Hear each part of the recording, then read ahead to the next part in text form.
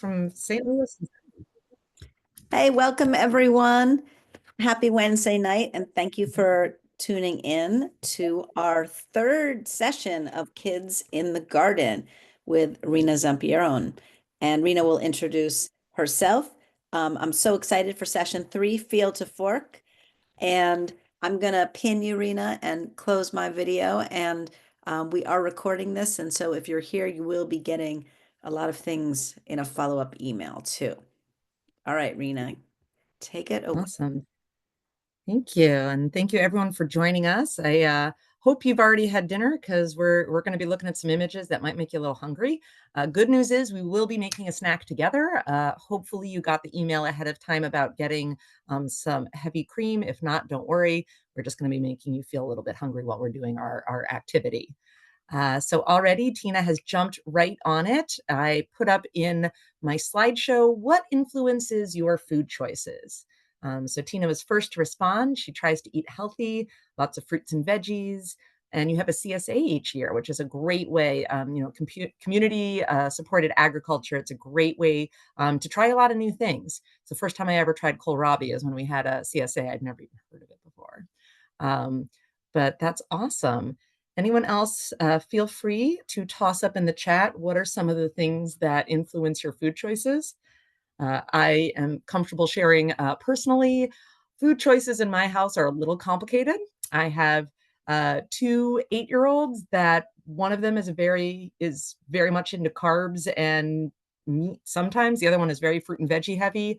I keep kosher, so it's a kosher household, and my husband has lots of dietary restrictions due to health. So our choices are what can we all eat or what can I make for 4 different people all at different times? So that's kind of what our food choices are. It ranges from healthy to whatever the frick I can find that won't make someone sick.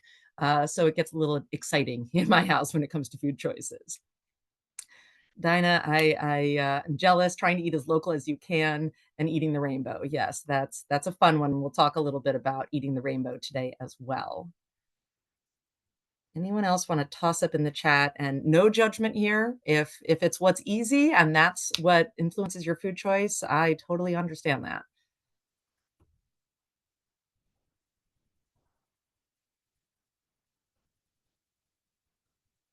All right, so you can keep tossing those up in the chat, and I'm just going to introduce our workshop. So this is our third in our Kids in the Garden series. This is Field to Fork. You are joining us for the very unorthodox activity of trying to cook while virtual. So we'll have some videos. We will actually do a cooking activity together, but a lot of this will also just be some tips and tricks on how on earth do we cook with our youngest learners from infants and toddlers up.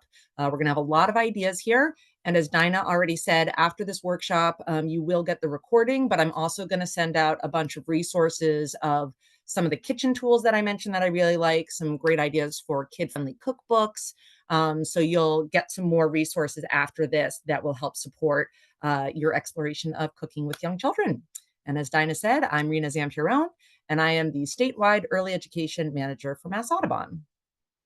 So for those of you who were able to get your heavy cream, please take the cream out of the fridge now. I recommend just take out what you're going to need. So I literally just put a little bit in my glass jar and put the rest back in the fridge. But we're going to want this to come up to temp before we do cooking with it. So, I'm not planning to make much, so I just put like an inch in my glass jar. Less full will mean this is a faster process. So if you've got your cream, if you've got your glass jar, please set that up. We're going to use it later. Kelly, thanks for sharing. Try to eat lots of fruits and veggies. But yeah, when you're working late, it is really hard, right? I hear you. So again, sometimes what's easy is what we go for. I know I am a carb lover, and it is hard for me not to just live on carbs because they're really good. All right. My apologies for those of you who've been to the 2 earlier workshops, but I do always have to start with my little Mass Audubon spiel because not everyone knows who we are and what we do. So I work for Mass Audubon. We are the longest continually running Audubon Society in the country, formed by 2 women who were appalled by the fact that people were going around with dead birds on their hat and calling it fashion. What's unique about Mass Audubon is since our inception, we have been dedicated not only to acts of conservation and advocacy, but also to education. So these women were going straight into schools, recruiting junior members, and really starting with our population as young as we can, because we understand that there is so much to gain from working with children and from introducing them and exposing them to nature. So across the state, we have more than 60 wildlife sanctuaries, so different plots of conservation land. Of those, 21 of them have nature centers on them, so actually staffed buildings running educational programming. And then across the state of Massachusetts, we have 7 licensed nature preschools, so students actually coming weekly or daily to our sites to do nature-based learning, and that's serving over 200 families across the state.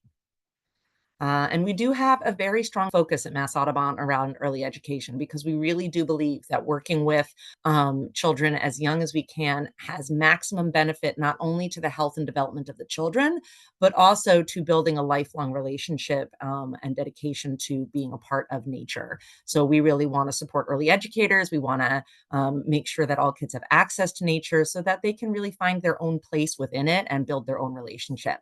And we do that not only through our licensed nature preschools. We do a lot of programs at preschools where we come in and do educational programming, or sometimes schools come and visit our sites.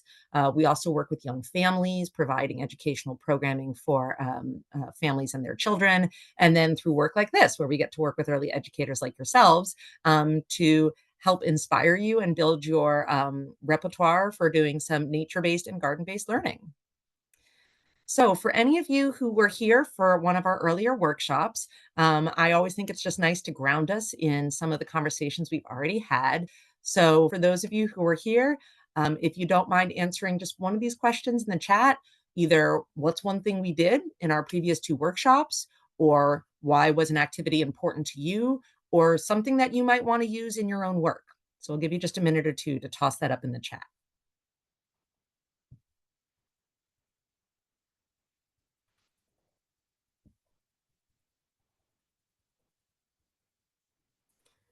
Oh, Dinah, I'm with you. Yes, the weather definitely affects my appetite too. In the summer, it's got to be like fruits and veggies, like cold salads, cold soups.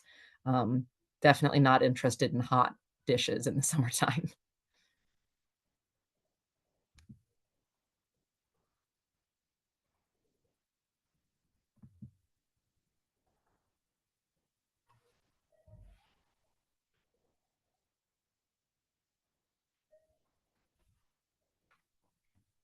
So Carolyn just shared that last week we learned about different ways to include gardening, farming, and growing into all areas of the curriculum. Yes, thank you, Carolyn. So a whole bunch of different ideas, because really you can do gardening through math-based activities, science activities, language and literacy. Really, it can fit into all areas of learning for young children. Lydia shares that we talked about integrating food and gardening into the curriculum. The list of books, I'm glad to hear you found those helpful. And I'm sure if you didn't get those last time, you can ask Dinah for access to them. But I tried to create a very comprehensive list of all the different topics that you might want to approach around gardening and growing and food with children, and kind of sort it by topic so you have some diversity of choices. And she enjoyed the pollination activity. I love that one. It's one of my favorites. Claudia shares doing gardening activities with preschoolers in the springtime.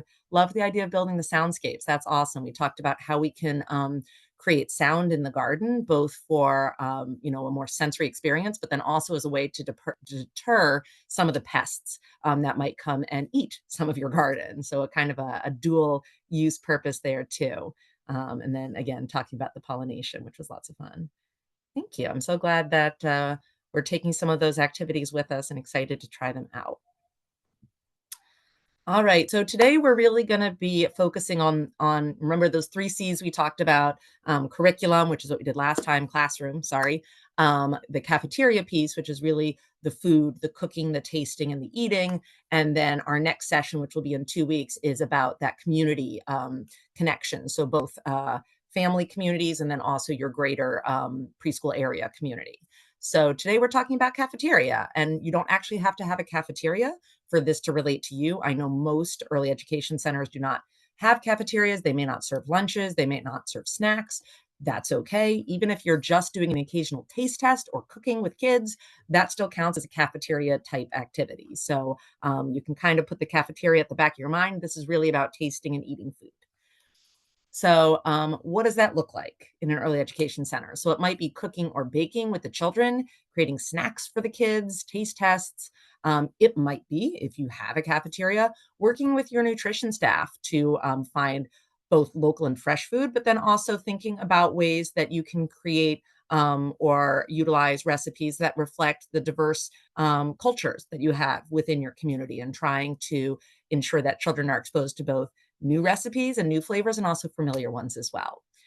Whenever possible, especially in early education, I think it's great to have kids be responsible for not only getting to raise and harvest and prep the food, but actually getting to choose what they grow, right? What are the kids excited to eat? We talked about that last week. It's great to provide new things, but also to hear about some of the things that they would really enjoy getting to eat.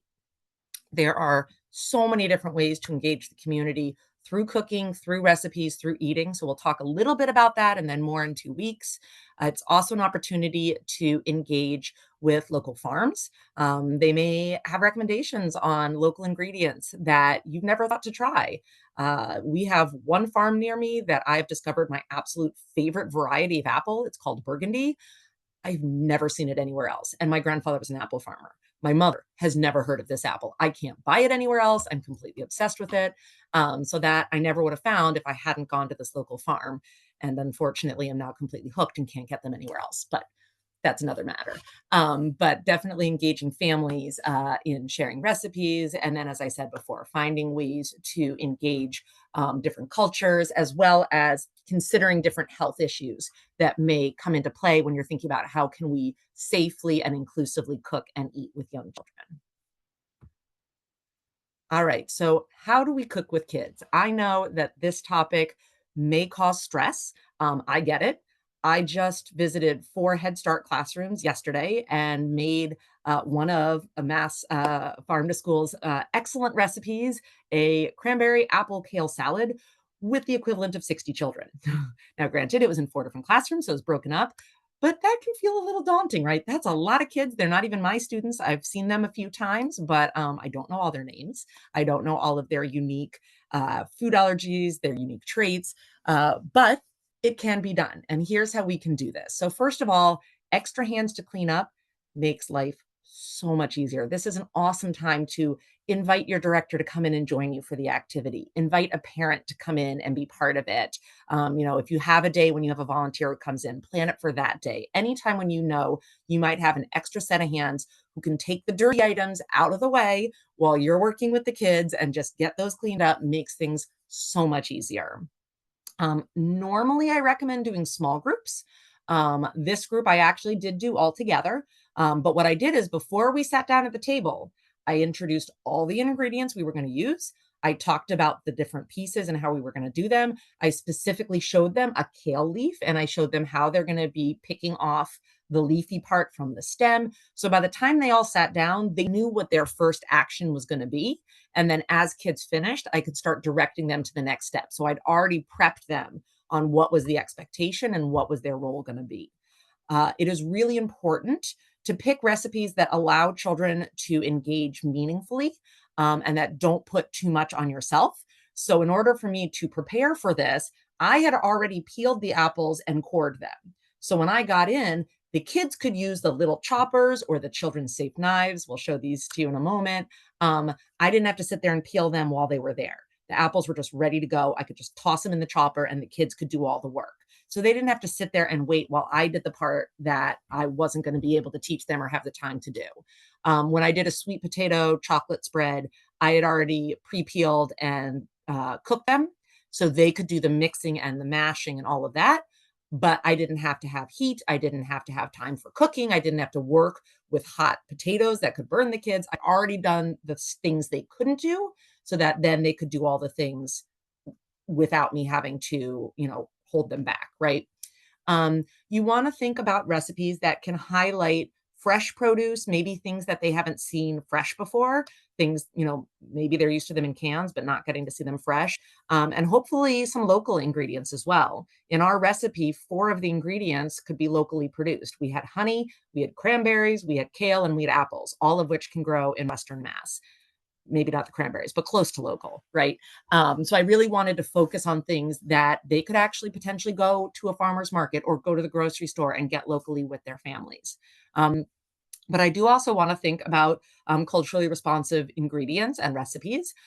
This one may not have had quite as many diverse ingredients, but I had a recipe list that I sent home afterwards for the families, and I think I selected 5 or 6 different recipes from the Mass Farm to School website, and they were all different cultural recipes from all over the world. And so I really wanted to make sure that we reflected the many ways in which kale can be used in different types of recipes with different flavor profiles and different ingredients that might be familiar and exciting for different families. And I think it's also important to discuss with the kids, why are we doing this? Why are we cooking this? What are we using? Where are these ingredients from? I told them that all these ingredients were local, but I also told them that kale has been eaten since the ancient Greeks were eating kale. And they thought that was pretty cool, thinking about how long ago kale has been eaten, even though it was something I only heard about 15 years ago, 20 years ago. It's not something I grew up ever hearing about. So they thought that that was pretty neat. All right, so when we're cooking, we want to plan for success. How do we make this as successful as possible? I will say that I learned from my first experience cooking with these Head Start schools out in Springfield. And ahead of time, I had each of my measuring utensils that I was going to use, and each one had their own Ziploc bag. Because the one that I used to pour the honey, I did not want to put the oil in it. And the one that had the oil, I didn't want to be putting the lemon juice in it. So I literally had different Ziploc bags so that I could literally, because I was going class to class, I could just pull out, okay, here's the one for honey, pour it in there, let's put it back in. It made it much easier for me this time, because last time I wound up with honey and maple syrup all over everything. It was gross. So think about how you can set yourself up for success. Talk about the tools that the kids are going to be using. Before I gave them the choppers, I got all the kids' attention. I showed them the 2 different choppers. I showed them how they worked. I explained one table is going to be using one tool, and I showed them how it worked. The other table will be using this tool. We'll do 5 bops, or the teacher will help hold it while you pull it. So they knew, even before they got to touch the tools, how they were going to use them. I showed how they were safe, how they wouldn't cut me or hurt me, so that they knew what the expectations were and they knew how to use them in a safe way. We introduced the kids to the activity. We sat down. I had the kids try to guess what the ingredients were. Most of them thought the kale was broccoli, but they all got the apples. Nobody was confused by the apples, even though they were already peeled and quartered. Nobody knew what the cranberries were. That was a mystery to them, but they were dried cranberries, so I can see the confusion. But we did have a little discussion before we sat down. As I said, try to minimize the teacher involvement and maximize the kid involvement, because the more teacher involvement there is, the more waiting time the kids have, and the more trouble they're going to start to get into, right? You want them to engage in this. This is not a cooking demo. This is a cooking activity. So they should be the ones doing the cooking and the mixing and all of that. And then, of course, you do need to take in any kind of dietary restrictions into account. So I specifically picked a recipe that had no gluten, no dairy, no nuts, no legumes, no sesame, nothing like that. And I still had a teacher who was allergic to the lemon juice. And I was like, I was so frustrated that I thought I had a recipe that I had thought of everything, but we do the best we can. But hopefully, the allergies in your class ahead of time, so you can try to avoid some of those major allergens. All right, so then the element of, where does the diverse cooking come in? How can we be more culturally responsive and respectful through our cooking choices? So, diversity comes in many shapes and sizes, and it's not just culturally diverse, it's physically diverse and cognitively diverse. And there's so many different ways to be unique. So one thing to think about is the physical and cognitive needs of your group. So I was asking the children in making the salad to use their fine motor skills. They were ripping the leaves off. Some of them, if the fine motor piece was hard, they may have just wrapped their hand around it and pulled the greens off of the stem. Whereas I had the gross motor piece where they could literally just bop it, right? Or they had the one that they could pull. So, we had to think about which one's going to work. And if one doesn't work, what are some other options? So just thinking about what adaptations might we need to make so that everyone can meaningfully participate. thinking about adapting the recipe to meet the different dietary needs. So I said next time, maybe instead of using lemon juice, maybe we'd use orange juice for the dressing and see how that goes. And then we wouldn't have that lemon juice allergy. Um, Thinking of ways to highlight different cultures through the recipes that we're using, the ingredients. So maybe next time, maybe instead of using cranberries, we'd use currants, or maybe instead of using apples, we would use mangoes. Thinking about some different ingredients we could use. Maybe we would try a different kind of dressing that used different spices and seasonings to think about different ways that we can reflect flavors of different communities. Um, Definitely, I want them to bring these recipes home. So I sent a newsletter to the school ahead of time with some fun facts about kale, the recipe and how to make it, and then a couple of different recipe ideas that reflected a wide range of communities. And I told all the kids that I'd sent the recipe home. So all the ones that were like, "Oh, it's so good," I'm like, "Well, now you can show your grown-ups how to make it because you've got the recipe already." Whenever possible, I like to do cooking towards the end of the day, and then we can have parents sample it too. So, like, we can invite the parents to come in and taste it, and the kids are excited to share what they made. And sometimes the kids who didn't want to taste it at first, when they see their parents eating it, suddenly want to taste it. So, it's a great idea to find ways to include the parents in the tasting because it will often encourage some of your hesitant tasters to try something that they might not otherwise do. All right, so I know we did this activity last week, but for those who weren't here, I still think there's a lot of value in this to get some creative thinking in here. So in this scenario, we're imagining that in your classroom, you're thinking of doing a cooking project where every student is going to bring an ingredient in and you're going to make stone soup. I know this is very popular, usually around Thanksgiving or the holidays. So in this scenario, the children are going to cut and make the soup at the school. So let's assume that in your class, you have 6 different children that you need to think creatively about how we're going to make sure that they can participate in this activity. So we have Uri, who keeps kosher and can't eat any non kosher meat products, Jake, who has some fine and gross motor delays, Hiram, who just immigrated from Colombia. His family doesn't speak much English and isn't familiar with some of the ingredients on the list. Kimmy, who has autism, which lends itself to some anxiety around tasting new foods. Irene's family is on food stamps, and Jasmine has celiac disease and can't eat gluten products. So I'd love to hear in the chat some of your ideas on how we can make this cooking activity accessible to all of these children. So you can take any one of the children and offer an idea.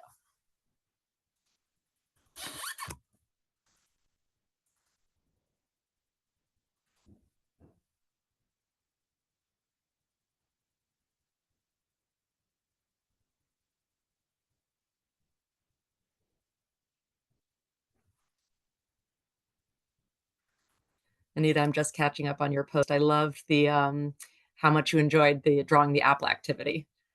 And it cracks me up that stop and smell the roses because I'd be like, oh, stop and smell the apples.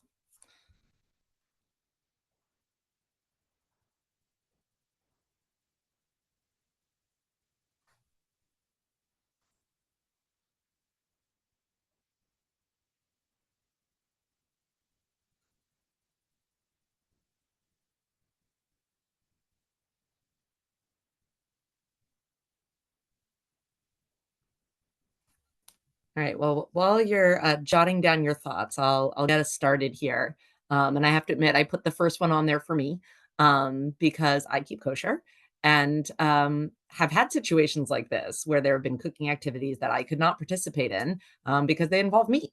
And so, this one is actually a very easy problem to solve. Is just use a vegetable stock rather than a beef or a chicken stock, right? And then the soup is something that Uri and everyone can eat, right? It doesn't stop anyone else from eating it just because it's vegetable stock. So you don't have to make a separate one for Uri. You can just change the recipe so that everyone can enjoy it.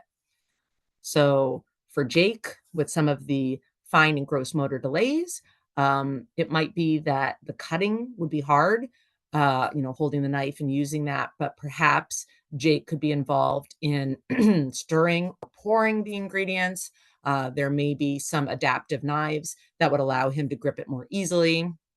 You could potentially give him some softer ingredients in a Ziploc bag that he could try to mash up, like tomatoes, and kind of get that a little bit softer. Carolyn's adding for Jasmine with her celiac disease that you could make a gluten-free vegetable soup. Certainly, you could do rice or a gluten-free pasta. You could cook the pasta separately and then just put it in the soup for those who want it, make it an option, or gluten-free pasta. And I love the idea of, if you want the kids to have ownership over this, ask them what they think they should put in the soup, right? What ingredients do they like? What are they excited for? You may have to have a little bit of control over it because having, 27 kids bring in carrots for your vegetable soup is going to result in carrot soup, which would be delicious. But if you want like a more mixed one, you may have to add a few ideas. But I think the more control you can give the kids over how we make this soup, the more meaningful it's going to be to them. So definitely asking them for their ideas. I think using pictures could be really helpful for potentially Hiram's family to see if there are any vegetables that they're familiar with, or just to invite them to bring whatever vegetables they like to put in soup. For Irene's family, if you're lucky enough to have your own garden, I would recommend inviting Irene and her family to pick an ingredient out of the garden that they can share, or to ask them if there's a particular ingredient that they would prefer to contribute, whether it's maybe the salt and the pepper. For Kimmy, perhaps offering her gloves, putting things in Ziploc bags so she doesn't have to touch the textures. The other thing I might say is if there are certain vegetables that she does like, maybe she likes them raw but not cooked.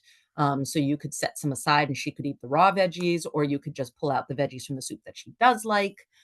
So giving a couple of different options there. And I think we hit all of the ones here, but by all means, feel free to toss in any ideas that I have missed there. All right, so this is one that I get a lot, and it's how do we introduce children to new foods, to fresh foods, to unfamiliar foods, to new flavors? Some of our students may not be super familiar with what a raw or fresh fruit or veggie looks like. They may be used to them in juices or smoothies or canned or frozen. So it might be new for them to see them in their original form. And I think it is really important, even if you've done prep work. Like when I had pre-cooked and pre-peeled the sweet potatoes, I still brought one in that was raw and still had the skin on so they could see what it looked like and they could feel it. And I passed it around and they could feel how hard it was. So it made sense to them why I had to cook it, right? They could understand that there was no way we were going to be able to eat that raw. So they could link the cooked with the raw. And the next time they would see a raw sweet potato, they would be able to remember what we turned it into, right? So it's important to give kids the opportunity to see what it looks like when it's growing, when it's fresh, when it's raw, and start with the basics. Where did it come from? When you first ask that question, that answer may be the grocery store, right? Because for kids, that is where their food comes from, or many of them, right? It might be from the refrigerator, from the pantry, from a cabinet, from a can, right? And we can start pulling back from that. So, okay, where'd the grocery store get it? And they're like, oh, well, they got it from a truck. And where'd the truck get it? A factory. I'm like, where'd the factory get it? So, like, start to pull it back a little bit and see if we can eventually get to where did it grow? It came from the ground. It grew from a tree. It grew next door. It grew across the country. It was imported from another country, right? Thinking about where our food is actually coming from and starting to have those conversations and showing them pictures of people who are growing these foods and where they're growing and getting a sense of like, oh, like a pomegranate is growing in a very different climate than an apple is. And you can understand why I've never seen a pomegranate on a tree, right? Or why we only have pomegranates certain times a year, but we have apples all the year, even though they don't grow all year long. But start to make some of those connections that some of our food comes from close and can be grown here, and some of it can't. And what are some of those food items? It's a great opportunity. And I know we talked about this activity last week, but I noticed a wonder. So remember, that's an activity where we start with making as many observations about a food item, a fruit, a vegetable, a picture as we can. And then after we have come up with every observation we can make, then we start to ask questions. What's inside of it? What did it grow from? What does it taste like? What part of it are we eating? Does it come in different colors? Do we have to cook it before we can eat it? We start getting a lot of those inquiries into it, right? As we all know, children and adults need to be exposed to food multiple times before they will taste it or enjoy it. So we need to provide multiple opportunities to taste something. And just because we don't like it the first time doesn't mean we won't like it again. So maybe we do that through some varied options. Maybe we try it one way this time and we take some ideas. What could we do differently next time? Or what did we not enjoy about it? So if they didn't like the texture, let's try cooking it next time. Let's try frying it next time. Let's try blending it next time. So thinking of different ways we can present the same food item in different ways. And maybe sometimes we present it the same way. And as I said, instead of putting craisins in it, we put raisins in it. Instead of putting a sour apple, we put a sweet apple in. So just thinking about ways that we can present them in slightly different ways or drastically different ways. All right, and then safety. This is a big piece, right? We have to make sure that we're keeping the kids safe. And that can feel very daunting because cooking often involves hot things, sharp things, boiling water and liquids. So how do we do it safely? So first of all, we have to think about what tools are we going to use. Um, if we're using things like knives, there are kid-safe knives. I'll show them to you. But we still need to teach them how do we cut with a knife, right? We do the bear claw, right? So our fingers and we chop next to the bear claw. We never put our fingers under the knife. So teaching them before handing them the items and reminding them repeatedly, how do we do this? Think about that allergy safety piece, know the children's needs ahead of time, and already have your plan of how are we going to adapt this recipe so that everyone can participate and eat. Um, I try to pick recipes that minimize or completely eliminate the use of stoves and ovens because whether you are a family childcare worker, after school, in class, whatever it is, it's really hard to step away from the kids to go deal with a stove, right? Or an oven and having to go and come and go and come. It's a pain in the neck. It involves heat and potentially dangerous elements. I'd rather not deal with it if I don't have to. And that's okay because there's a lot of other options for cooking with kids that do not use a stove or an oven. So in order to avoid the stove and the oven, we think outside the box. So think about things like an electric cooktop. I've used that to make scrambled eggs and I just push two tables together and I'm on one side of the table with the electric griddle and they're all on the outside of the second table. So they literally cannot reach their arms in and they watch me scramble the eggs or fry the pancakes on the electric griddle. And so I can set up more of a boundary. You can use a crock pot, right? They all put the ingredients into the pot and then you put it in the thing and you set it on the counter and you leave it alone until you're ready, right? Or a solar oven, which you literally can make with a pizza box and some tinfoil and a little bit of saran wrap. Obviously, you need sun, so now is not the time of year to use the solar oven. But there's lots of alternatives. And then, of course, there's no cook recipes, right? Carolyn is sharing that you made bread in your kindergarten using a bread machine. I never thought of that. That's a great idea, Carolyn. I love that. And they could hear and smell the bread baking all morning. I bet they could. That's awesome. I hadn't thought of that. You can use a rice cooker as well, right? That's another really good one. And I know I've never used one, but what do they call them? It's not quite the pressure cooker, but it's like the combination of like the pressure cooker and the crock pot. That's like the really fast Instapot, right? People love those. I have no idea how to use them, but I'm also a big fan of dehydrators. Those are a lot of fun as well. All right, so let's see. Here's some fun tools. And again, I have a whole list of tool ideas, so don't worry about jotting these all down. So on the bottom, you see that electric griddle right there. That's a nice way to be able to do a little bit of cooking, but still be able to set up a safe perimeter around the kids. This little chopper over here on the lower left-hand side, that's the one I was using with my kids. So you literally unscrew the top, you put the food in, and they bop it. They love it. I will say that type of chopper works really well for some things, not as well for others. It does not work great for things like basil leaves. It has a hard time ripping through the leaves. Same thing with like tomatoes and peppers. It gets like stuck on the skin. So some things work better than others. It works really well for peeled apples, works great for olives. I use it for olives all the time because my kids love chopped olives. So that's a good one. Egg beaters and potato mashers. Kids love those. Here in the bottom right-hand corner, you see that plastic knife there? The one that's right in the center with the serrated edge next to like that crinkle cut. Those ones are amazing and they are wicked cheap. You can get them on Amazon. You'll see the link. I literally had a child stick their hand right under it while I was about to cut a piece of apple and they did not have a scratch on them. They're really good. I mean, obviously, they're not the sharpest knives for cutting with, but they work pretty well for cutting fruits and veggies, and they are very safe for children. I have used it with 3, 4, and 5-year-olds to great success. So I really like those a lot. I haven't used one of these little push mashers here, but they look like fun. And then that one in the middle, that's a solar oven. So a really fun, easy way to make things like nachos, pizza, You can do s'mores. I know is a really popular one with that. So a couple of really fun things you can heat up in that as well. You can even take, honestly, a pitcher of water with mint leaves and make solar tea and just put it in the sun and let that steep. That works really well too. So, all kinds of things like that. Kids can use peelers, kid-safe knives, slicers, dicing and chopping tools, cutting boards, spatulas, solar ovens. There's so many different things that you can use that work really well. And you can skip all of it and just do completely no cook, none of that. My sweet potato chocolate spread used none of that, right? It was literally just spoons and measuring utensils. They didn't need anything. So you can make this as simple as you need to. So here is what we are going to do. It's a little bit of a thought activity, and I'll take this down in just a second so I can toss the questions into the chat here while you're thinking. But you're not going to do this in groups. You're going to be divided by the letter of your first name. And what you're going to do is you're going to get one of two kid-friendly recipes. And I want you to just jot down some ideas as like answers to these questions about the recipe. So when you're working with that recipe, what are some of the safety considerations you might have? What tools or supplies might you use? Where are your ingredients coming from? How big would you want your group to be? What are the kids going to be able to do? And what's going to be your job or an adult's job? How would you structure the activity, including what comes before and after it?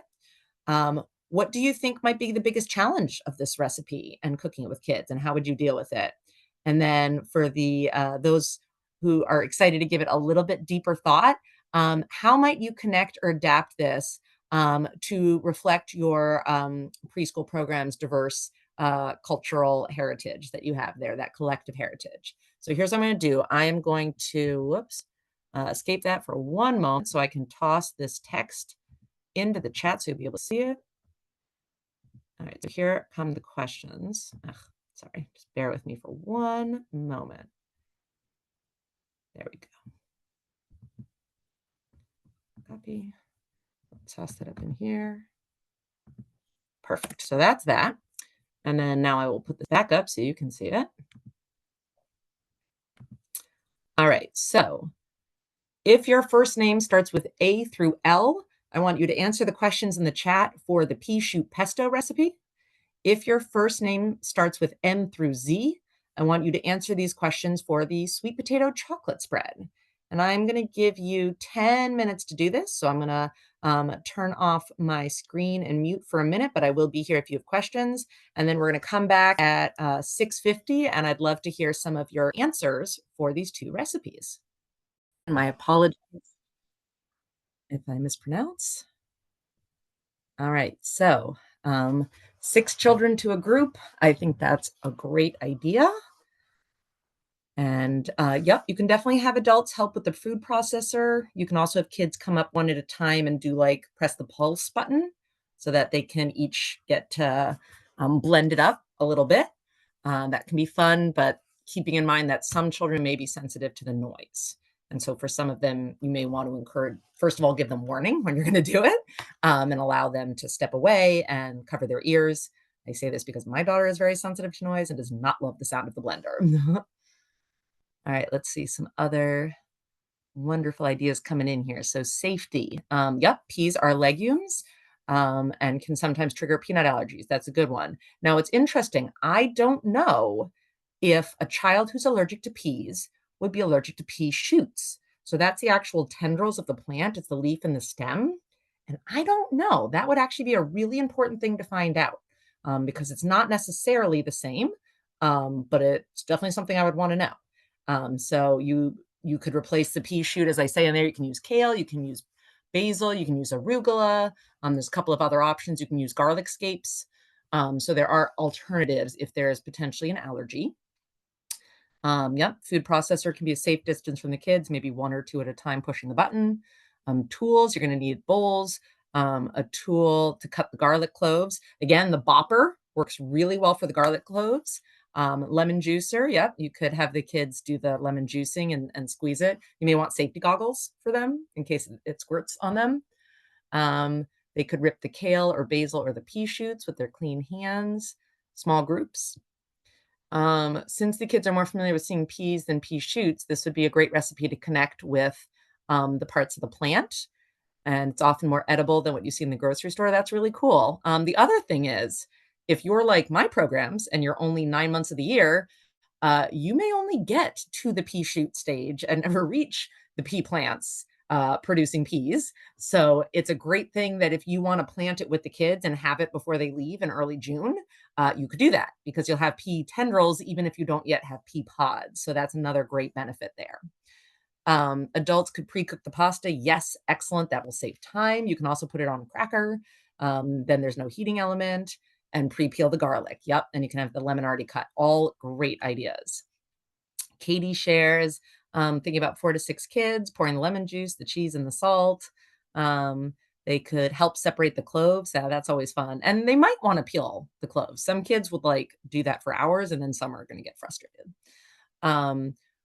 Asking the kids, yeah, what do you think we need from the recipe? What ingredients, explain the steps. And then I like the reflection afterwards too, what they thought about it. I usually have the kids do a chart where they loved it, they liked it, or they're not so sure, maybe try it again next time. So it's, it's not I didn't like it, but I'll try it again some other time. Brainstorming other ideas. If they like the recipe enough, what else could you make with the pesto? I love that idea. So group plants, yeah, that's a great place to start. I hadn't even mentioned that, Kelly, but yeah, start with them planting the peas, right? Have this be something they grew and harvest them. They can wash the shoots, cut them, harvest them, juicing the lemon, rolling them, yeah, measuring the ingredients. Tina's talking about the sweet potatoes, yeah. Yeah, definitely, Dinah. We've grown them with the kids and then harvested them. As I said, we don't always make it to the pea plant stage where we get the pea pods. So sometimes that's as far as we get as the pea shoots. Oh, that's okay, Carolyn. No worries about having to Google it. I didn't know about it till I started working at a farm. But yep, so there's also the potential for dairy allergies. So you could skip the Parmesan. That's totally optional, not necessary. You notice I didn't include pine nuts in this either, which is a common additive to pesto. I just leave that out because I don't think I need to deal with the allergies from it. Goggles for the lemons and the garlic prep, not a bad idea. Carolyn, great idea. Looking at a map with the kids of where the lemons, the cheese, the salt, and the olive oil comes from. I think that's great. Thinking about what of this is local and how far is some of this food coming from. Kids don't realize that salt is actually something that's harvested, and there are salt farms, and there are different ways of harvesting salt, and there are indigenous ways of harvesting salt out in Hawaii that are thousands of years old. So lots of different ways that we are sourcing some of this. Lydia includes, oh my gosh, you guys have great ideas. Different cultures and climates use different types of herbs and veggies in similar recipes, depending on what grows locally. Yeah. Why are there so many recipes for pesto? Because different people have different ingredients, right? And then doing I notice, I wonder during, I think that's a great idea. And then afterwards, what did you enjoy and how would we make it differently? Absolutely.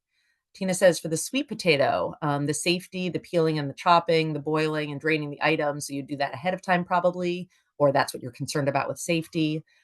Tools using a peeler, a knife, a pot, masher, a bowl, produce from the farm stand, or if it's out of season, the grocery store. The kids can measure, stir, mash, scoop, dump. The adults do the rest. And the challenge would be waiting while it cooks and cools. So that's why in my class, I had pre-cooked and cooled it. And I just brought the cooked sweet potato and they could do everything and they didn't have to wait. They could just do it all. And I did not bring a food processor. We just mashed it. I will say the consistency did not make it look very appealing. I will not tell you what it looked like, but you can use your imagination. Still tasted just fine. Just looked a little weird. It was a very sweet recipe. Not to my liking. I don't like super sweet things, but the kids did, and some of the adults did too. So, but I like I love the idea though of thinking about what can the kids cut up to spread it on. That's great. We spread it on crackers, but I love the idea of putting on apple slices or cutting up the bread or whatever connects to their culture. That's a beautiful idea. Maybe having a variety of different types of bread that they could try it on, right, from different cultures. Claudia is saying the food processor has a sharp blade, so operating it with adults. Kids safe knives to cut up the greens a bit. They can also rip and tear, right? I don't care if they're perfectly equal in size, like ripping and tearing looks fine for me, right? And the grater, you could do the grater for the Parmesan cheese. You could even get the ones that they use in the restaurant where like it's the grinder almost, and then they don't have to use a grater, which can be a little dangerous because it's sharp, but have it in one of those ones that just kind of grinds it would be a lot of fun. Groups of 4 children can rinse the greens. Um, challenge might be getting them to try it. I agree. It is always a challenge. But trying it on their favorite type of pasta, you can do like a little pinky taste if they want. Um, the cultural backgrounds, thinking about culantro. I don't know. Is it actually culantro or is that a type of cilantro? Because I haven't heard of culantro, but that sounds really neat. Throughout Latin America and Puerto Rico. Okay, culantro is its own ingredient. I'm gonna have to research that one. I wonder if those who have an allergy to cilantro can eat culantro without it tasting like soap. Because my husband can't do the cilantro. It tastes like dish soap to him. But that would be very interesting. Thank you for adding that in. I think that's so cool. Um, you all have incredible ideas. So clearly you don't need me. You're all good. You can go cook on your own. But thank you all for sharing. I love doing this workshop because I learned so much in the process. So yeah, as you can see, so many fun things you can do with a simple recipe. And you know, there's lots of ways to do this safely. So we are going to show another fun video with Jed from Vermont Farm to School with his 2 sons. And this is using one of the 2 choppers that I mentioned. I just use this with my students. It's adorable. And it's really fun. So we'll show you this video. He is making a different kind of dip here. Again, no cooking necessary. And you could use this with local veggies in addition to pretzels. So we'll watch the video. And Dinah, last time you gave me recommendations on how to make the sound work. Do you remember what it was that you told me I had to do? I just said, turn off your camera, turn off your own video. It'll just make it stream better. Good call. All right, here we go.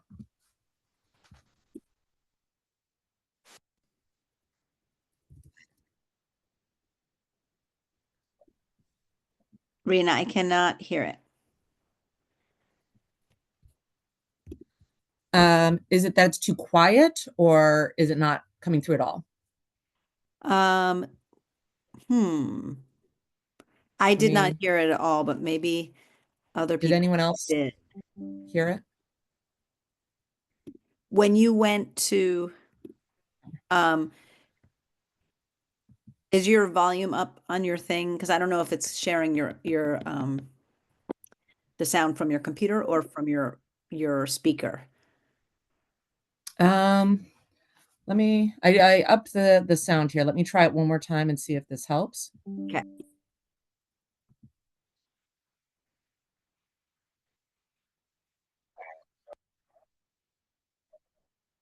That working? No, not really. All right, so I'll just talk you through them. So that's the food processor they'll use for kids. It locks in place, so it's pretty safe. We're gonna be making a sweet potato chickpea dip here. So we got chickpea. You're gonna this is when you would do ahead of time, chopping it up.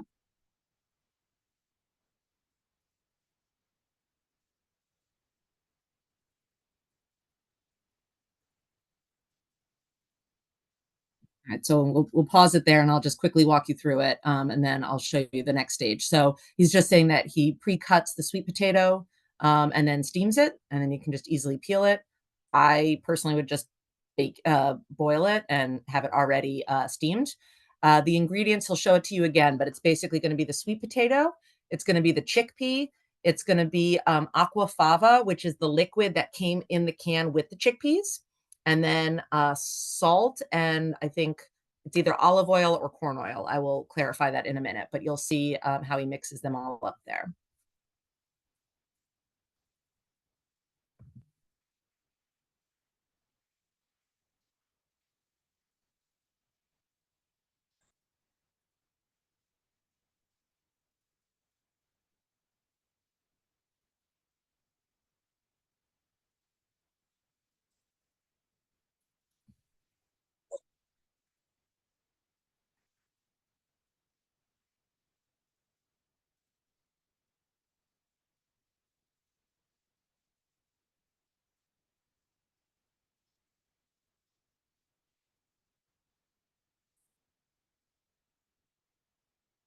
So that's the garbanzo bean liquid he's adding in there. So the way this works is this is the little handheld food processor. So it will lock in place so that the kids can use it without having access to the blades. The liquid there is from the chickpea can. He also said that he saved the skins from the sweet potato and they're going to make sweet potato chips. So what I love about this recipe is it's also no waste because they're using the liquid from the chickpea can, they're using the skins. So I really love how every piece is being used.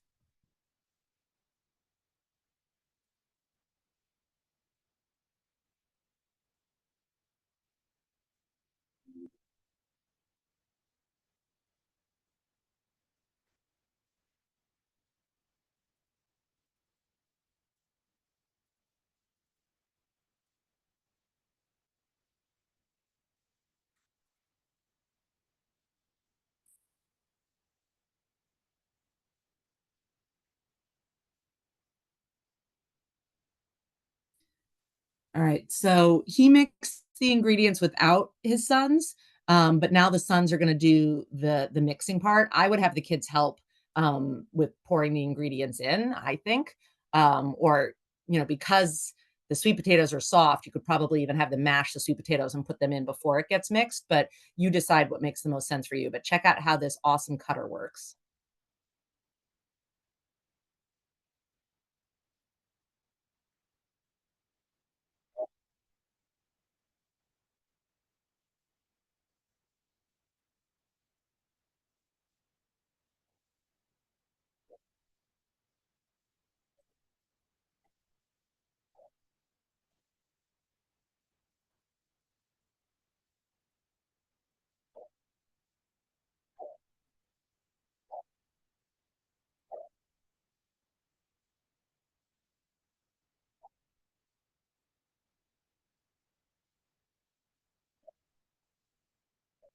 So that's actually basically it's a handheld food processor. It's got blades in it, and when you pull it, the blades spin and cut it. But the lid locks into place so that it's sealed. And then what I do recommend doing with that is that have the teacher hold the lid down just so it doesn't pop off, even though it is locked in place. And the kids just do.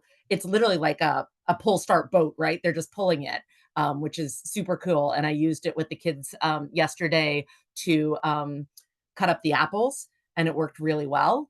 And now what you'll see is this recipe is a little more finicky. So you kind of add a little extra liquid in as you go to see how much it needs. So that's what he's going to do here with his sons.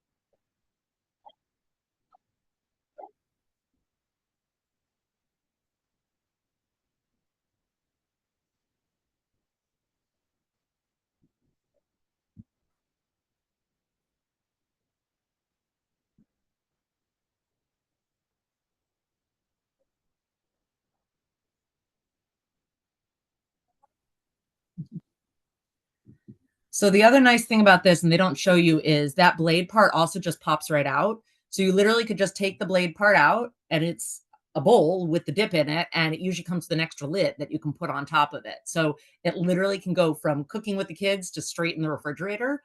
So it is very handy. And yes, Anita, I agree. I think cooking is an excellent opportunity for simple machines. You think about egg beaters, you think about, how we do the rocking motion with the knife. You think about, how we work with, spatulas and turning things over, these mixers, the push stops. There are a lot of really neat utensils that we use. A garlic press, right, is a simple machine. So there's some really neat utensils out there that you can incorporate into a tools or a machine study with the kids. So I love that one. I think it's really neat and it's a great example of showing how you can use some of those simple tools. They're just going to keep mentioning having a good time there. I love that. All right, let me turn my video back on here now that we're done with that. Awesome. So now we're going to get into some of the curriculum around cooking with kids and having fun with cooking and eating, which cooking is fun on its own, but there's more we can do with it. And this is kind of diving in a little bit deeper. So one thing I love to do with kids when we're starting to talk about eating vegetables and fruit is talking about what part of the plant are we actually eating. You know, kids think of the culinary definition of fruit and vegetable, right? If it's sweet, it's a fruit, and if it's not, it's a vegetable. Except the actual scientific definition of a fruit is that it grows from a pollinated flower.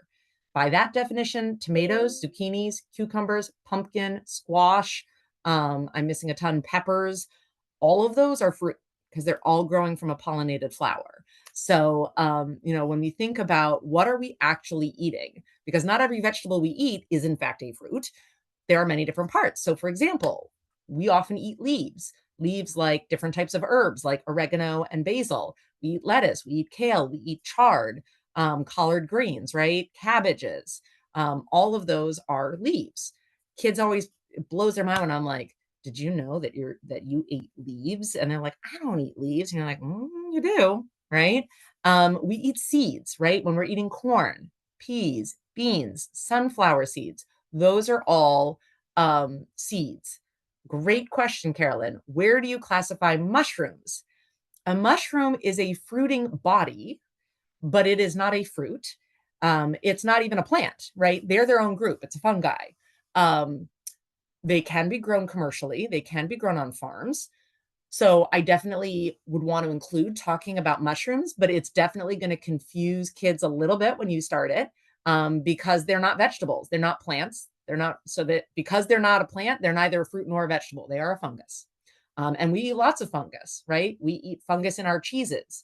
We eat fungus as mushrooms. We eat, if you're from Australia, you might eat, what is it? Marmite is like a fungus spread. Yeast, right, is its own kind of thing, but somewhat related. But there's lots of different types of fungi that we eat, but none of them are vegetables. Thank you for asking. So we eat tubers. Potatoes and sweet potatoes are tubers. They're not roots. They're not bulbs. They're these growths on the roots, right? I love telling kids that they eat flowers because they think I'm crazy. And you're like, well, broccoli and cauliflowers are flowers. There are also edible flowers, such as nasturtiums and calendula, and you can eat squash blossoms. So we do eat flowers. Bulbs. So you think about planting flower bulbs. Well, garlic and onions are also bulbs, right? So those, they're not quite seeds. They're a little different than seeds, but that's what they're eating. We eat stems. When we're eating rhubarb or celery, we're eating a stem. We eat roots, of course, carrots and beets and radishes and turnips. And then much of what kids traditionally think of as vegetables are, in fact, the fruit, right? So not all fruit grows on trees. Not all fruit grows on bushes. Many vegetables are, in fact, scientifically fruit. By the way, Tops and Bottoms, excellent book for that. All right, so I'm going to go send you on a little pantry raid. So I would like you to go and look around your kitchen, or if you happen to still be at your school, go and raid the school's kitchen. See if you can find any plant-based foods, either in your fridge, on your countertop, in your pantry. Try to grab a couple different items. We're not going to do breakout rooms, but I'm going to give you, let's say, I'll give you 5 minutes to go and do a quick little search, and then come on back and we'll see what you've got. So is being recorded.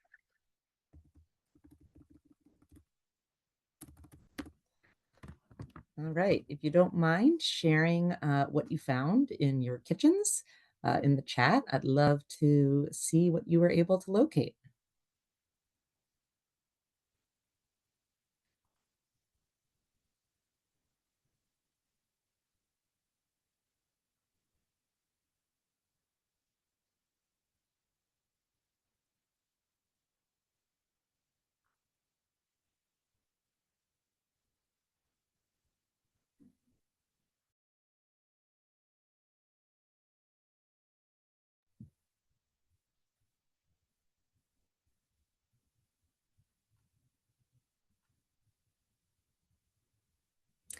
All right, Kelly was able to find celery, onions, bananas, lemons, oh goodness, kale and spinach. So she found leaves, stems, fruit, and a bulb. Very well done, Kelly. Lydia found oatmeal, maple syrup, and mustard. Way to challenge me here. All right, so anyone know what any of those would be considered? Because Lydia went real creative there.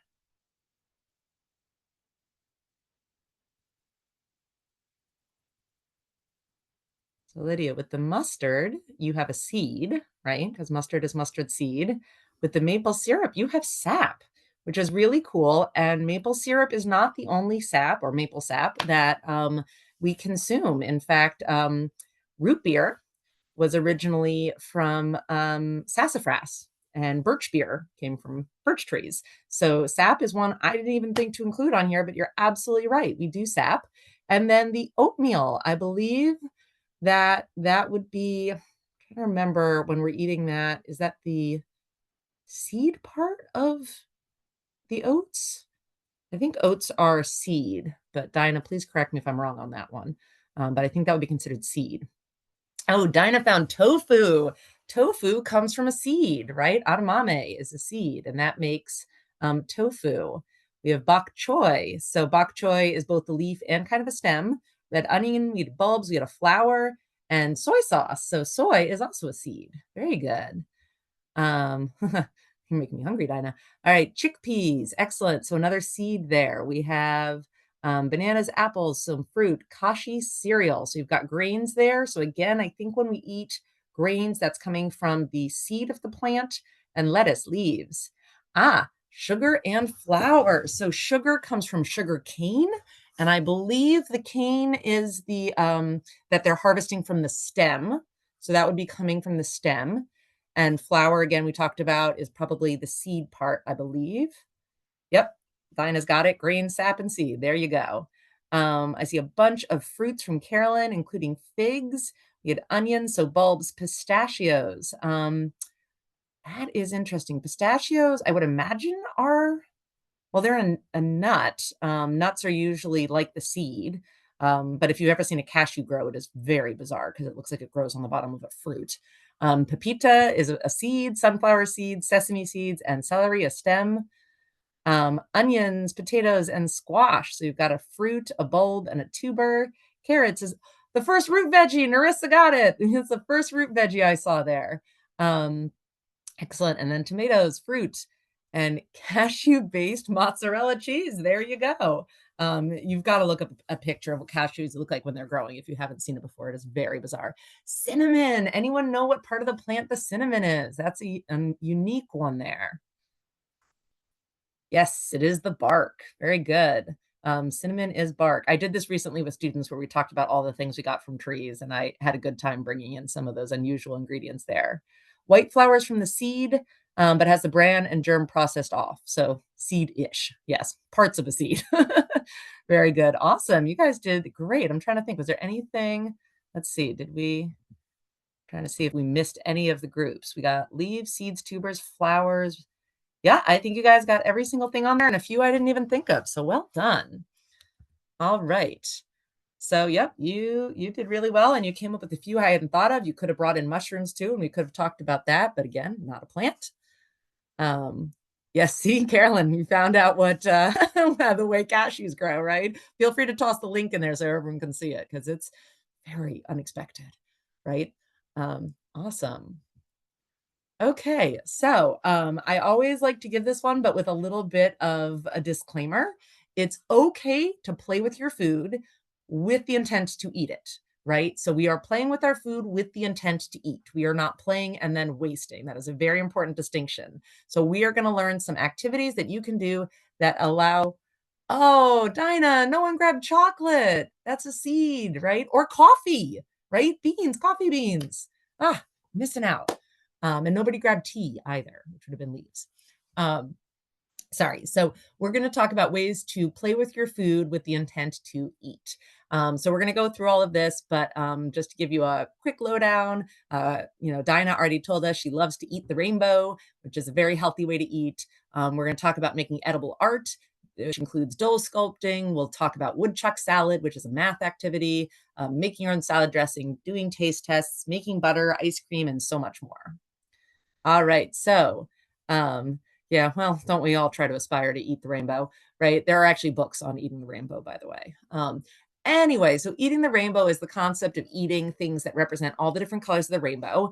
And that's really helpful because different colors correspond to different vitamins and nutrients. So when we eat the rainbow, we do a really good job of balancing all of our health needs. So you can see here, this picture on the left is showing lots of different benefits of eating these different colors. I actually have a children's book I can show you at the end that's all about what superpowers you get from eating different fruits and vegetables. So that's a really cool one. And kids love superheroes. So it's a great way to encourage them to try eating different things. So there are books about eating the rainbow. There's also books about eating the alphabet. So how can we eat something that represents every letter of the alphabet? So it's kind of like a challenge, right? What can we come up with that matches all these different colors, shapes, or letters, right?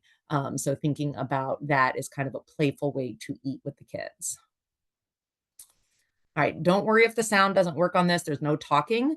But what I like about this one is making edible art. So they've provided kids with a bunch of different parts of plants, right? We see some roots in here. We see some stems, some leaves, some seeds. And they're going to make some art with it. So we'll watch that. When I do this with the students, I tell them, whatever you're taking on your plate, you are planning to eat it, right? We're not just making art and throwing it away. Please take what you plan to eat. And then after you've taken what you plan to eat, make art out of what you have taken. So being very clear about expectations here, that this is not just playing with food, that this is intentionally selecting what we want to eat, and then we can play with it, and then we eat it. So here's just a cute, quick little video about making edible art.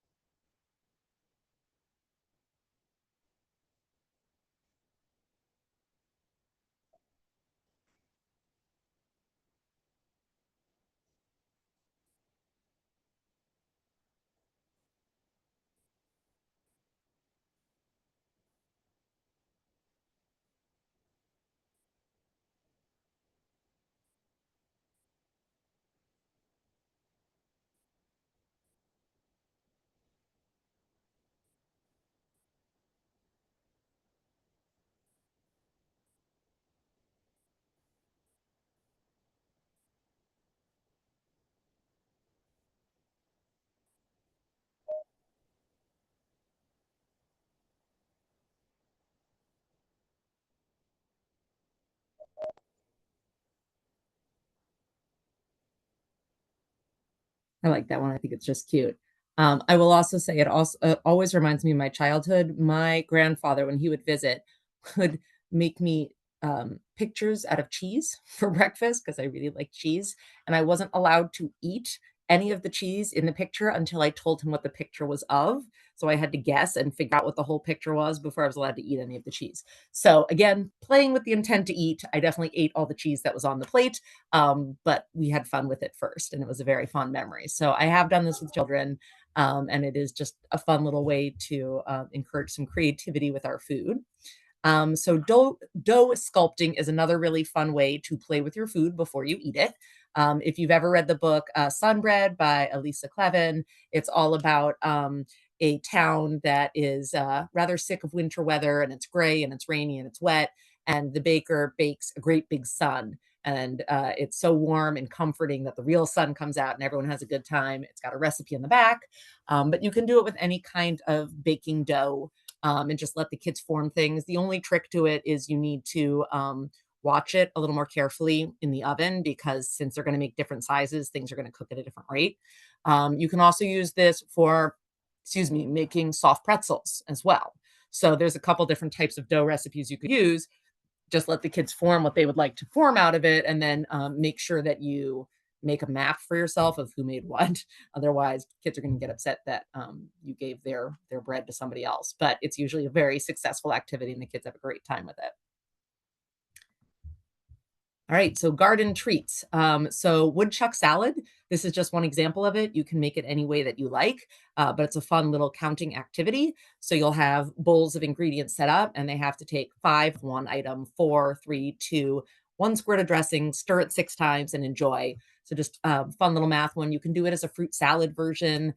You can do it where the kids pick how many of each they want to do, but they have to pick one item that they pick 5 from, 4, 3, 2, and then 1. And I call it woodchuck salad because the woodchucks would love to eat it.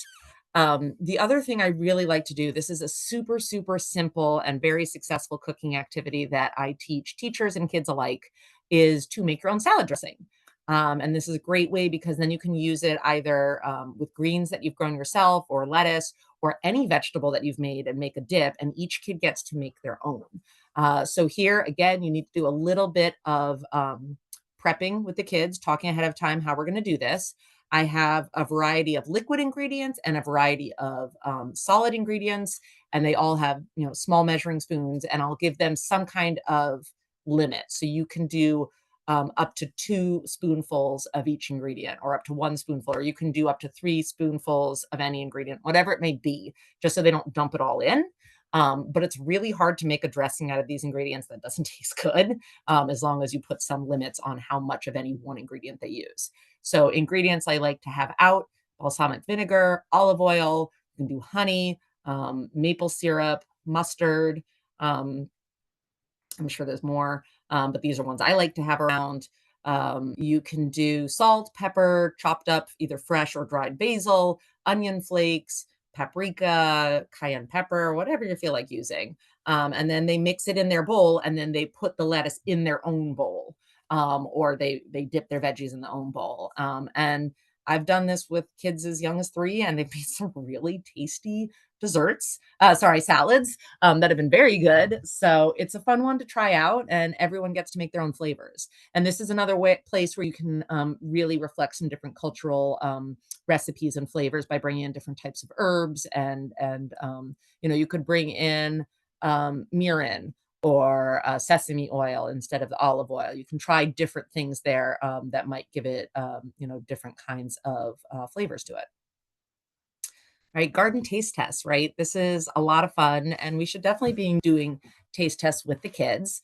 You can see I have a very simple chart over here I made with the kids. We did 3 garden taste tests with things we had harvested. We did raw tomatoes, we did pickled beets, and then we did mashed potatoes. And for this one, the kids just put a sticker under each one that they liked, so we could get a sense of which one was the favorite of all of the things that we tasted. Some kids liked all of them, some kids liked none of them. It was okay, but it was a way for them to market themselves. It's also a great way to get families involved. Instead of doing the tasting with just the kids, do it at pickup time, and then they get to vote with the kids, right? And the kids can vote, liked it, loved it, have to try it again, sort of thing. They can mark it on a chart. They can vote for their favorites. It could be something you do once a month, or make it a weekly treat, but it'd be fun to incorporate as regular part of your curriculum. And then I love the idea of having a suggestion box of parents putting in recipes of things they think you should try. It could be the kid's favorite recipe, or something that they think would be, popular based on whatever you're growing. But it'd be fun to involve the parents and then say, this is a recipe that was shared by so and so. Let us know what you think. So getting some of that community involvement in there. All right. So you guys already beat me to this with the mushrooms, but let's make sure that we're thinking about all the other ingredients you can use. You mentioned maple sugaring and maple syrup. That's so relevant right now. Anyone who's feeling super adventurous with all this fresh snow, you could do sugar on snow. where you heat up maple syrup and you have to get it to just the right temperature. And then you pour it on top of fresh snow and it becomes maple taffy. It's very sticky, but quite tasty. Working with honey and beeswax is another tasty thing you can do with the children. Of course, doing any kind of wool craft and felting. This is obviously not cafeteria. All the fiber arts. Don't forget grains and baking, right? You know, that's a big piece of cooking with the kids, and it's okay to use different kinds of grains and talk about all of those and the different tastes and things you can make with that. And then, you know, consider working with meat and dairy and eggs as well, and all the wonderful things that you can make with all of those and things that I've missed in here, because I'm sure there are some that I've missed. Here are some great resources. And again, they're all on the list, but if you're looking for more recipes and tricks and tools for cooking, there is Cultivating Joy and Wonder is a really amazing, farming, EEC, like early childcare resource book, and you can download it for free off Shelburne Farms website. So that's a great one. I'm going to promote Mass Harvest of the Month. That's where I just got that amazing kale and salad recipe. It was great. They've got some really awesome recipes that are specifically designed for schools. So the amounts are designed for a lot of people to try them, but you can scale them back if you need to. And they're sorted by major product within them. So like I was looking for a recipe with kale and I found one. If I wanted cranberries, I could look there. So like you can kind of decide, oh, well, we're really interested in, or we happen to grow this product. Let's see what are some recipes that Mass Farm to School offers. And then you can certainly reach out to local farms, ag schools, tech schools, farmers markets. Everybody's got all kinds of great ideas. Thank you, Dinah, for putting the link up. All right, are we ready to do some cooking? Hopefully. So I will say the last time I did this, I forgot to get heavy cream for myself. So I attempted to do it with 2% lactate milk, and let me tell you, it does not work. So don't try to do this with regular milk because it ain't going to turn into butter. All right, but we're going to try this. We're going to make our own butter. So hopefully you have your cream ready to go in your jar. I will say, you know, we took this out a while ago. It's going to go much faster when it's room temperature. So when you're doing this, you don't want it fresh out of the fridge. It will take longer. I also don't recommend filling the jar more than halfway. The emptier the jar is, the faster it's going to turn into butter. So we are going to make our own butter here. To do that, we just shake the heck out of it. It's very simple. This is literally just heavy cream in a jar. So take your jar, make sure it is really well sealed, and just start shaking it. When I do this with kids, we sing a song so that we can take turns. We have lots of different versions. I'm sure Dinah has her own. We have, let's see, what are some of our songs? We have Shake, Shake, Shake. Eagerly we wait for the cream to turn to butter. Now pass the jar from one to another. That's my favorite one. And then they'll pass it around. So you can definitely come up with your own songs. The fun thing about this is, first of all, you can stop partway through and you wind up with whipped cream.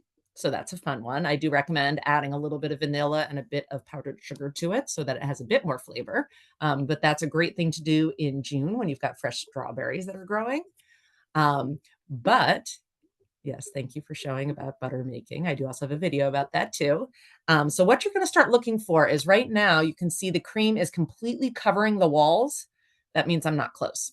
What you're looking for is you want to start getting windows. So when you stop and you start seeing areas where the cream is not sticking to the glass, that means you're getting close. And there's a great song. Dinah, you got all the good resources here, man. You're an awesome co-pilot.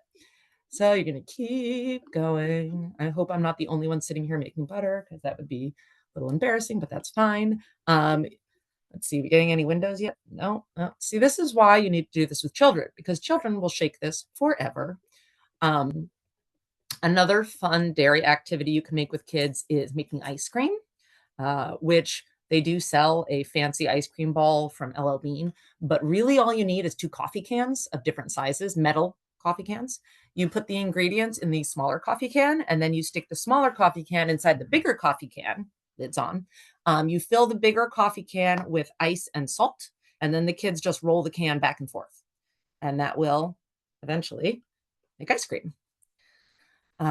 In the meantime, what we are looking for after we get the windows, which, oh, wait, I think I have a window, is when you have actually managed to turn your cream into butter, you will literally have a yellow ball of butter sitting in Anyone know what the liquid that's left behind is? No cheating, Dinah. I know you know the answer. Ugh, getting close. What do you get when you make butter out of cream? Besides butter. Oh, so close, so close, so close. You get buttermilk. So that's what's really cool about making butter is you actually get two products for the price of one. And you can use that buttermilk to do things like making pancakes. Oh, very close, very close. I have chunky stuff, but not quite butter. I'm curious, is anyone else attempting to make butter right now, or am I just sitting here like a fool shaking my jar? It's very disconcerting to do this without seeing anybody else doing it.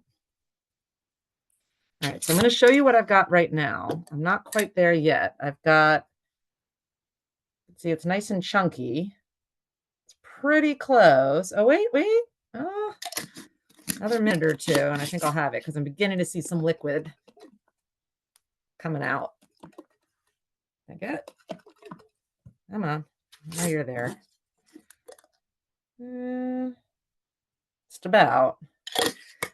So the good news is, Dinah didn't get any cream. Yes, I will be very happy with my fresh butter at the end. All right, there we go. All right, so now you see I've got a liquid in there. I'm trying not to spill this on my computer, which is what I did the last time I tried to show someone something from a jar. So you see I've got a solid there. Oh, and yep, just like that. That's all right. Let me grab a. This is why we can't have nice things. All right. There we go. So you wind up with buttermilk and you wind up with butter. All right. Now, there are a couple of additional things you can do with your butter.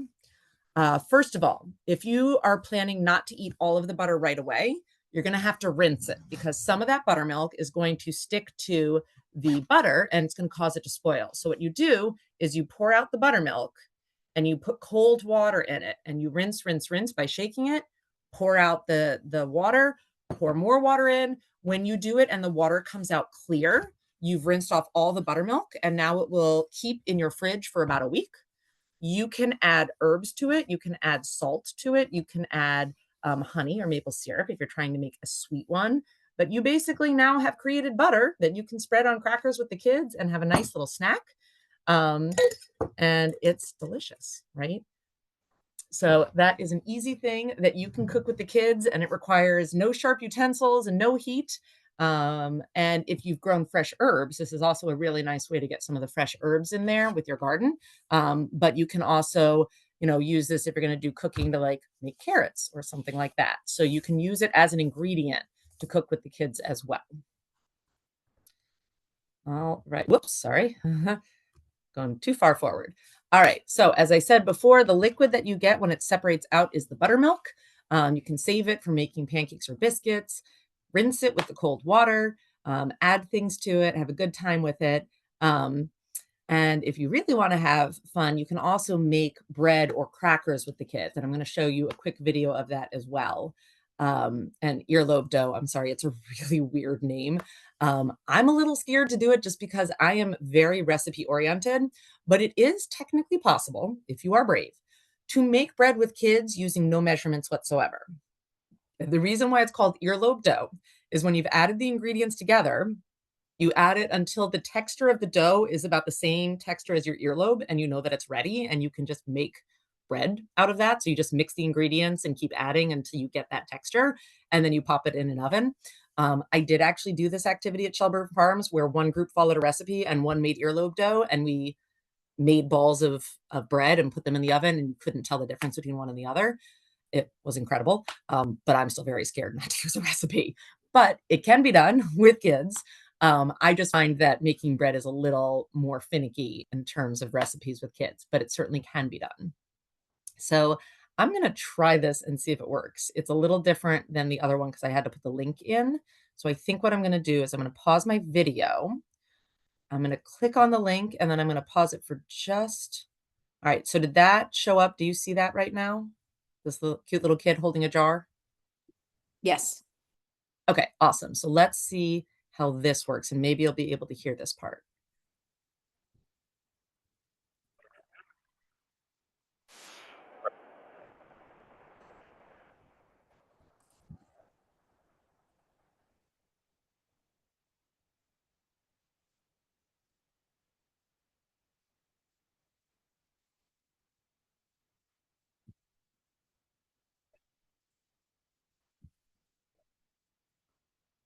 Bummer. All right, so he's showing how the kids are gonna make it. He's putting it really far in the jar, full in the jars. At least you can see it.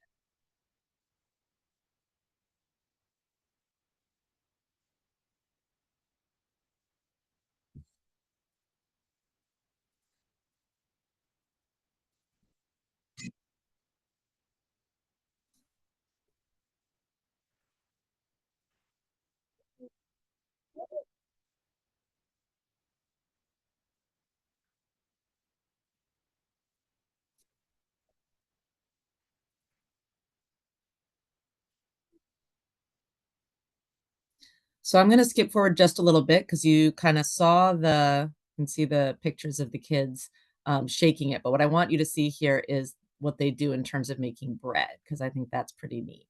So they shake it all up and then do. Here, I'll show you how they kinda mix it up and get some other ingredients in it.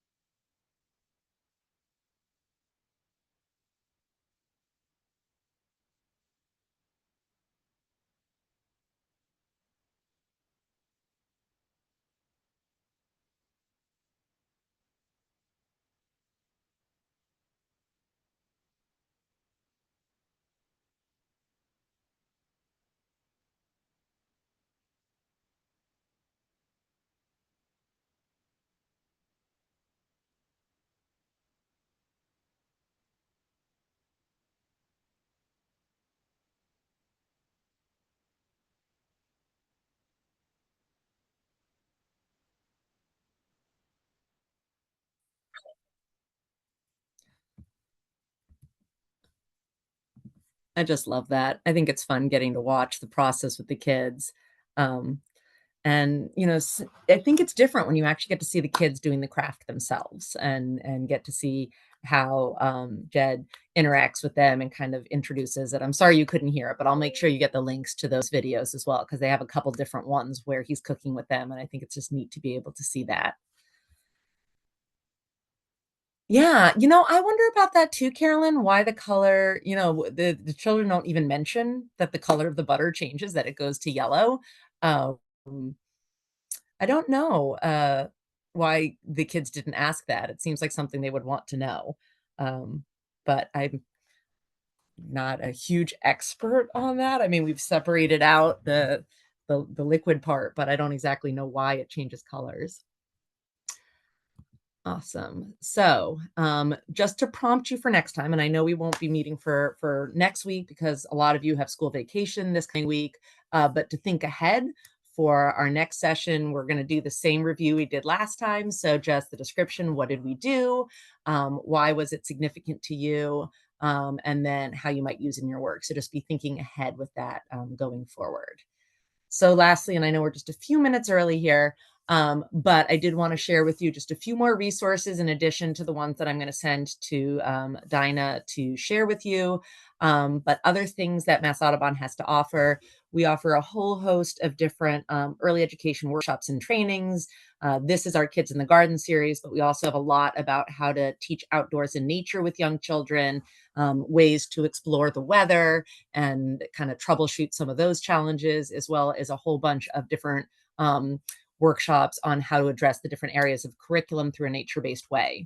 We also have our Seeds, which is a year-long partnership, which includes everything. It includes teacher trainings, demo lessons, opportunities to plan with Mass Audubon staff, with your teachers, and plan and co-teach curriculum, and then kind of having some coaching and modeling there. We do customized training if there's a particular topic of interest to you. In fact, many of our workshops came from those originally customized ones that then kind of became very popular. We have our Nature Smart books. I'm one of the main authors. We have two that focus on children ages 4 to 6, and they're just fun activity books for getting outside with kids in nature and some activities you can do with your kids. We also do site visits, which can be virtual or in person, where we visit your site. You talk to us a little bit about how you're currently using your outdoor spaces, and then we create a customized report where we come up with a whole bunch of different ideas for how you can use what you already have to do more nature or garden-based learning. And we do curriculum consulting and coaching as well. In terms of free resources, I highly recommend signing up for our quarterly early ed newsletter. I know some of you are here because you got our newsletter, but we send it out 4 times a year with ideas of seasonally relevant curriculum activities, and then any places where we're going to be presenting. So if you ever want to take more of our workshops and your school is not specifically purchasing them, that's a good way to keep in the know about where we'll be and what we're doing. And then we have a bunch of resources on our website. So we have 4 nature-based STEM early ed units that were designed by Mass Audubon early educators that you can download for free in English or Spanish.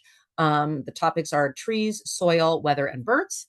We have our Young Explorer pages, which are more curriculum ideas. We have seasonal nature bingo cards that we put up there that you can use with your students. And then you can also check out some more nature play videos where you watch teachers interacting with kids outside and doing what we all do best, which is playing with kids. So lastly, there's my email. If you want to get in contact with me for any reason, feel free to reach out. And we have a super quick QR code there. It just helps us to learn from all of you how we can better support your interests and needs as early educators. So please feel free to fill that out for us. Thank you so much. And I'll stick around for the next few minutes in case you have any questions. And I hope to see you in 2 weeks for our final workshop on community interactions.